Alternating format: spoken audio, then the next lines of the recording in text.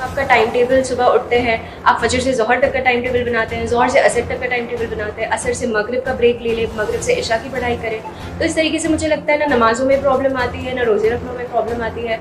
बहुत अच्छे से मुझे लगता है कि बैलेंस कर सकते हैं, और मैंने तो हमेशा से ही आपको अगर इस चीज़ का कॉन्फिडेंस है कि आप कर सकते हैं और आपको अपनी मेहनत पे भरोसा है, तब डेफिनेटली होगा। हमारी पॉपुलेशन का 50% जो है विमेन होती है, और अगर हम किसी तरीके से 50% ऑफ द पॉपुलेशन को पीछे रखते हैं तो एक तरीके से बहुत बहुत पीछे चले जाते हैं।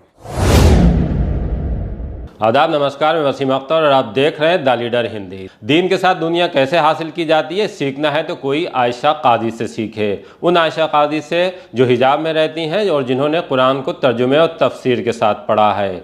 3 बार नाकाम हुई और चौथी कोशिश में यूपीएससी परीक्षा पास कर ली। उन्हें 586वीं रैंक मिली है। अब उन पर मुंबई के कल्बा का पूरा इलाका फख्र कर रहा है। उनकी घर घर चर्चा हो रही है मेहनत और सादगी को लेकर। जब द लीडर हिंदी ने आयशा से बात की तो उन्होंने बताया कि किस तरह से उन्होंने नमाज, रोजे और कुरान पढ़ने के साथ यूपीएससी परीक्षा की तैयारी की और आज उन्होंने कामयाबी हासिल कर ली। वो अपनी तरह की तमाम लड़कियों से कहती हैं कि टैलेंट की कमी नहीं है, बस कॉन्फिडेंस की कमी है। ये कॉन्फिडेंस आपको लाना होगा और फिर देखिए कि दुनिया किस तरह से तब्दील होती है। आप आयशा काजी की ज़ुबानी सुनिए कि उन्होंने द लीडर हिंदी से बात करते हुए अपनी तरह की तमाम लड़कियों को किस तरह का मैसेज दिया है। लड़कियां होती है, उनकी तालीम को लेकर तमाम तरीक़ों की बात की जाती है। हम ये देखते हैं पूरे हिंदुस्तान के अंदर जो मुस्लिम बच्चियां हैं उसके लिए क्या क्या चीज़ें कही जाती है, लेकिन आयशा ने यूपीएससी का एग्ज़ाम जो है वो क्रैक करके वाकई में एक मिसाल कायम कर दी। हम बात करते हैं आयशा से। आयशा, यूपीएससी का एग्ज़ाम क्रैक करने के बाद आप कैसा महसूस कर रही हैं, और मतलब क्या क्या चीज़ें रहा, क्या क्या सफ़र कैसा रहा आपका? अल्हम्दुलिल्लाह क्लियर होने के बाद तो बहुत खुशी हुई, एक सेंस ऑफ रिलीफ भी हुआ कि फाइनली जो है मैंने क्लियर कर लिया है।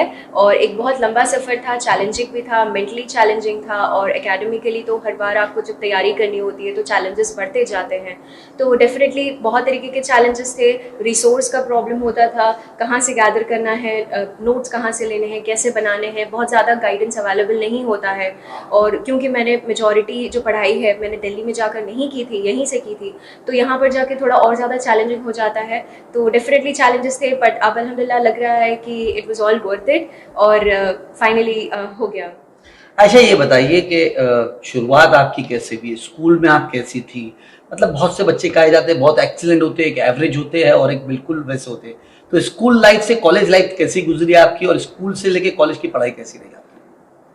पढ़ाई तो हमेशा से मुझे पढ़ाई करना पसंद रहा है, और स्कूल लाइफ से ही मुझे मेरे पेरेंट्स हमेशा इस चीज़ पे इंसिस्ट करते थे कि मैं पढ़ाई को बहुत सीरियसली लूँ, और जो कि मैंने हमेशा से लिया। स्कूल लाइफ से स्कूल में, जूनियर कॉलेज, डिग्री कॉलेज में अल्हम्दुलिल्लाह से हमेशा से टॉप रैंकर्स में ही रही हूँ, और ये चीज़ हमेशा से थी, और इसीलिए शायद मुझे लगता है मेरा यूपीएससी का सफ़र भी थोड़ा आसान हुआ, क्योंकि मुझे पढ़ना पसंद था, अलग अलग चीज़ों के बारे में इल्म हासिल करना मुझे पहले से पसंद था।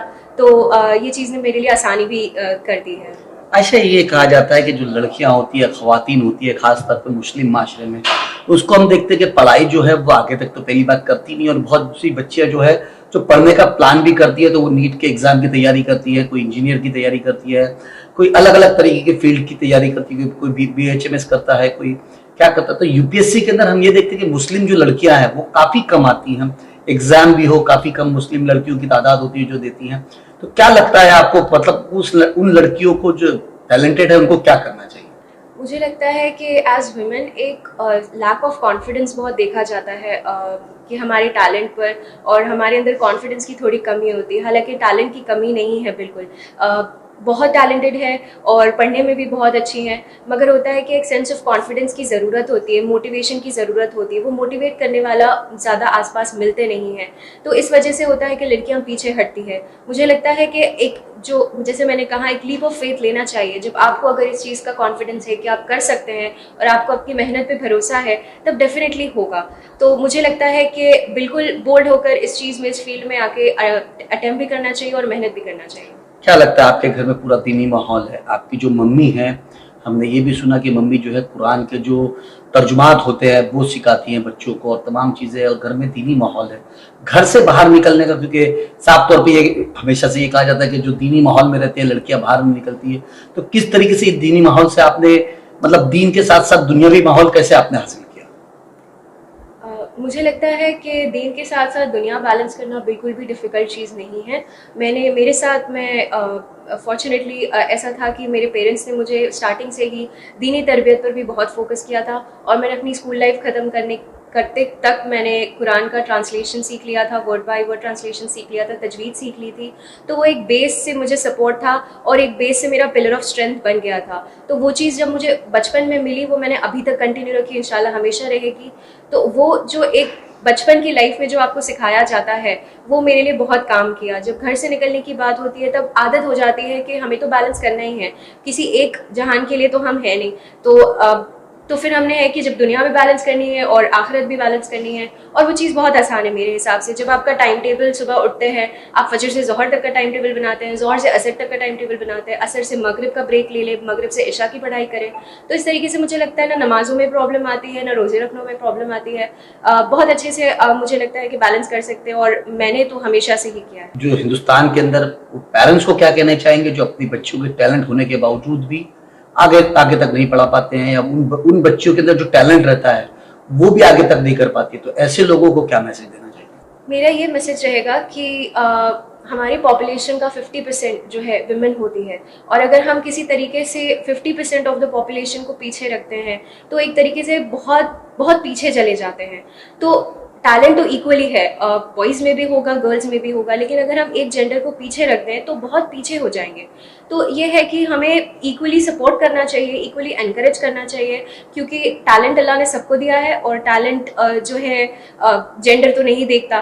तो इस तरीके से मुझे लगता है कि बिल्कुल सपोर्ट भी करना चाहिए और आगे आने की बहुत कोशिश करनी चाहिए लड़कियों ने डेफिनेटली। आयशा का साफ तौर पे कहना है कि तमाम जो लोग हैं ऐसे लोग हैं जिसके पास इल्म की ताकत है, उन्हें आगे आना चाहिए और आगे बढ़ के कहीं ना कहीं देश का भी नाम रोशन करना चाहिए और माँ बाप का भी नाम रोशन करना चाहिए। द लीडर के लिए अमजद खान, मुंबई।